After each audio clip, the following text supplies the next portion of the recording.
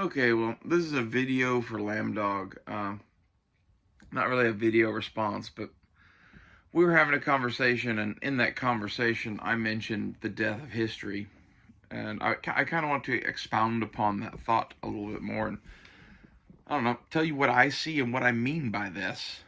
And this isn't something I believe. This is something I've noticed in our society since I was born, basically. I was born in 1990. That's important. We'll get to that in a second. And I've basically either been in the educational process or in academia related to history and anthropology pretty much my entire life because of the way our system works and because I'm an anthropologist. And I don't know, in elementary, middle school, high school, like just all through growing up, every history class I took was presented from this worldview, and I've never heard anyone really talk about it, and the fact that it's kind of fucked up and crazy. And the worldview is that we live at the end of history. You know, first there was a Christian Reformation, and then there was an American Revolution, and then there was American Civil War, then there were some world wars, and we defeated the Nazis, and then we defeated the commies, and now here we are. This is the end of history. America has conquered the globe, and now we're going to usher in the new Star Trek-like future that is the global cabal of fellow Western democracies, and we're just all going to hold hands and sing Kumbaya together until the asteroid hits the world and we all go up in a ball of smoke or some shit. Or whatever it is they believe. It would be more accurate to tell you that these people think that the global warming is going to kill us. Don't even get me started on that one, though. Anyway, when they teach history in fucking school, like, they teach basically everything through, like, World War II. And then at the end, they kind of go, and then there was Vietnam, and then communism ended, and have fun at the summer.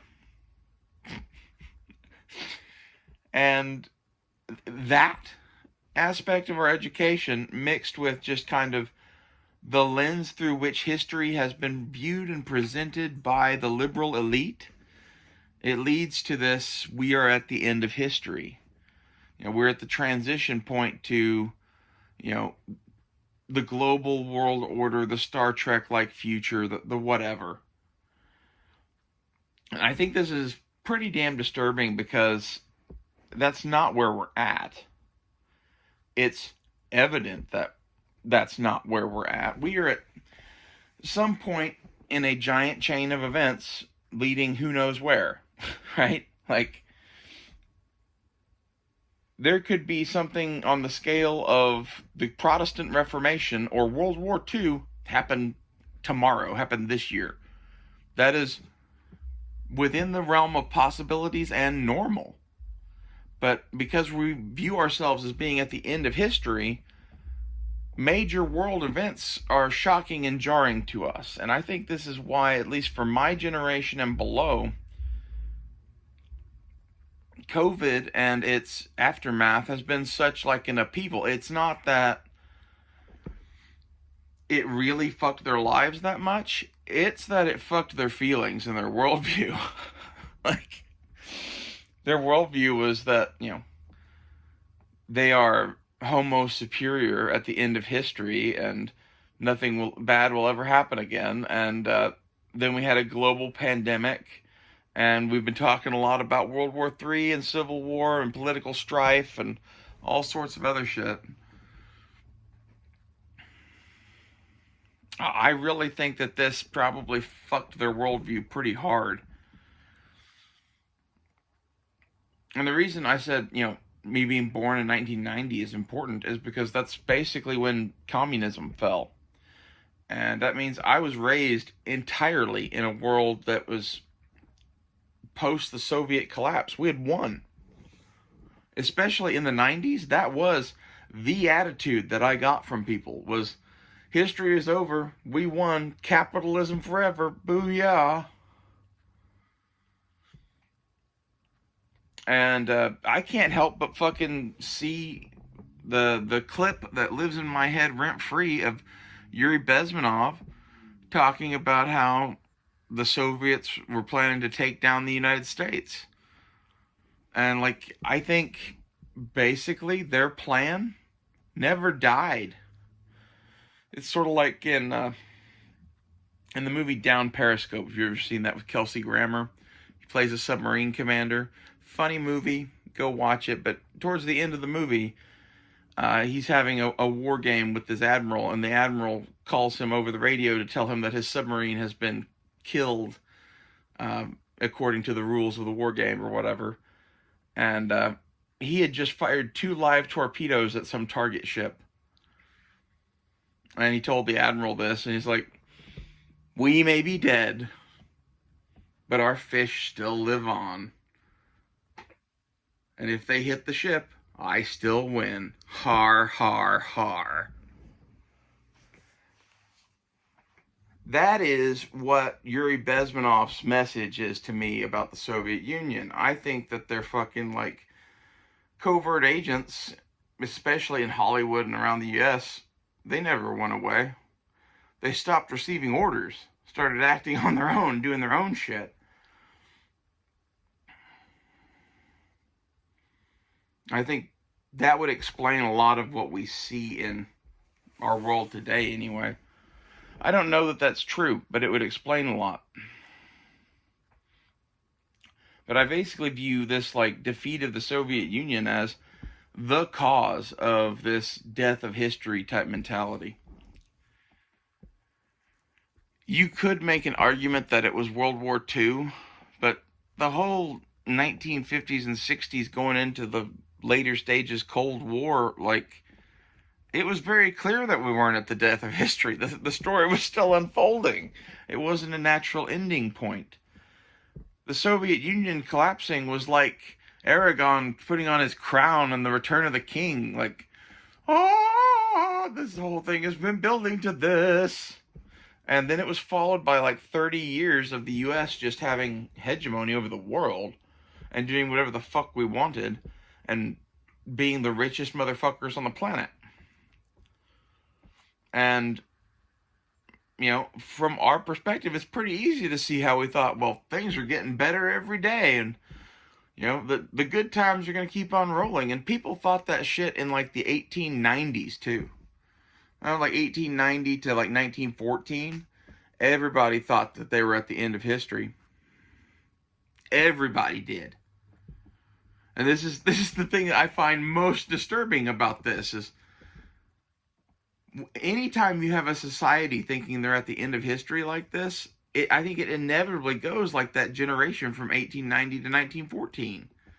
They got the rude awakening that was World War I, followed by World War II, and then their world that was the end of history was no more. Like, if you look at our world in 1899 versus our world in 1946, those are not the same fucking world anymore. And having this belief that we were at the end of history has set us up to have that happen again. That's one of my, like, primary concerns in all of this is,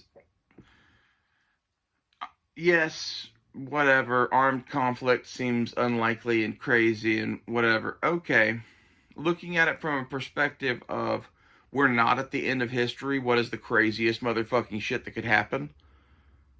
Armed conflict is near the top of that list. And then you look at like the political division in the United States, and it's not hard to envision that getting worse. It's not hard to envision that becoming armed. And at the end of the day, it all comes down to this isn't the end of history.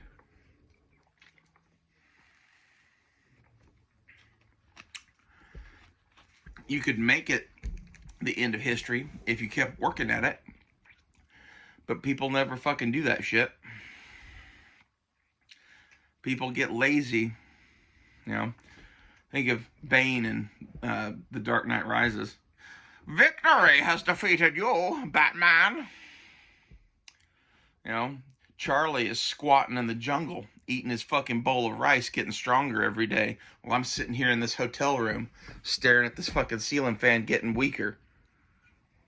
Go watch the start of Apocalypse Now, and listen to Bane's speech to Batman, and realize that victory is the ultimate defeat in many ways. Like, you have no battles left to fight. You get soft, the years go by, you get old, and then the next fight comes, and then you're the one that loses. And I think that's what the United States is kind of set up for by thinking it's at the end of history. If you went back to 1900 and you looked at who thought they were at the end of history, it was the Anglo world, the British Empire, maybe like the upper crust Americans in New York to DC kind of area. Those kind of regions of the world thought they were at the end of history. And then, fuck, I was going to say Hitler happened, but really there was a lot of shit that happened before Hitler. Hitler is one note in a fucking 40-year-long song of fucking, you were wrong. I think we're going to find out that we're wrong. I don't know what way, shape, or form that takes. But one of, like, my biggest pieces of evidence that this is coming, if there is something coming, is that everybody thinks that nothing's coming. Everybody thinks they're at the end of history. Everybody thinks they know what's going to happen. They have a good bead on life. And I don't think we do. I think we live in like a kind of fake construction held together by kind of our mutual faith and respect in each other. And that's kind of being shaken apart. And if we went through something as taxing as a World War II right now, like in World War II, we came together, we fucking had little Timmy collecting tin cans for the war effort, and everybody was buying war bonds. If we fought China now in a World War III, what do you think that the home front would look like? It'd be fucking anarchy. You know, when Russia fought in World War I, at the start of the war, the idea of the peasants having a revolution wasn't even within the realm of possibility. After 3 years of World War I, it happened.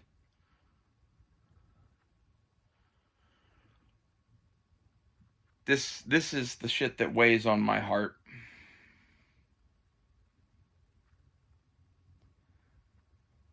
And I think it's interesting that Southern Paladin picked out this one fucking phrase that I said in like a 40-minute video to be like, I liked that. Maybe that's what we should do, So Pal, is, you know, I'll make a fucking video and you tell me the thing that actually sounds interesting. I don't know.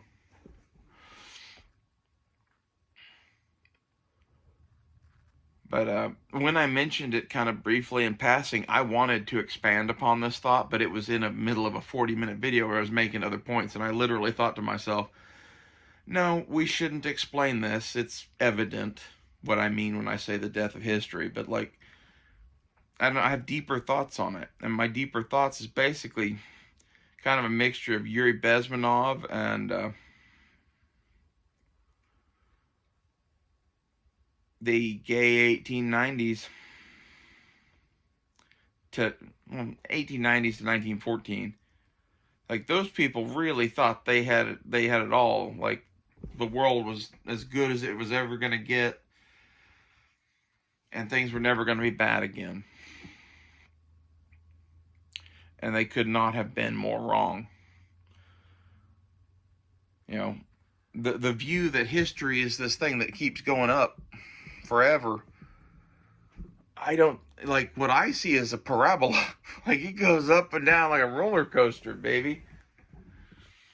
Good times and bad times. And if you are sitting in the middle of the fucking peak of the parabola of the good times, saying, we're the end of history, you are doomed to fucking find out that the parabola of history is real.